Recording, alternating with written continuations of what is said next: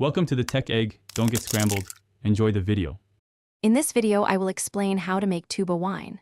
First, select a suitable palm tree such as a coconut or nipa palm that is mature enough to produce sap. Carefully make an incision near the flower stalk. This allows the sweet sap to drip out. Position a clean container, often a bamboo tube, to catch the flowing liquid.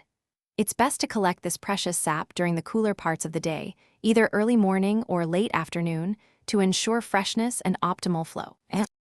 Once you've collected the fresh palm sap, the natural fermentation process begins almost immediately. Wild yeasts, naturally present in the air and on the palm, start converting the sugars in the sap into alcohol. There's no need to add commercial yeast. Nature does the work for you. Within just a few hours, you'll notice the sap becoming cloudy and developing a distinct, slightly alcoholic aroma.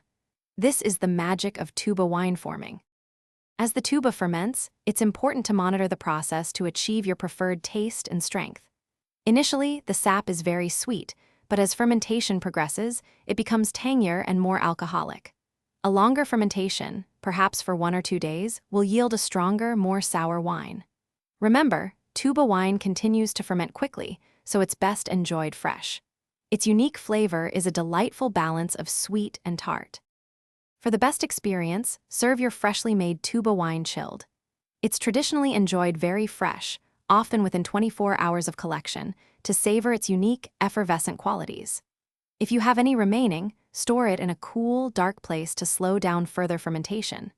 However, due to its rapid fermentation, tuba wine has a very short shelf life. Enjoy this natural, refreshing beverage responsibly and appreciate its authentic taste. Thanks for watching. Consider subscribing if I helped unscramble your problems.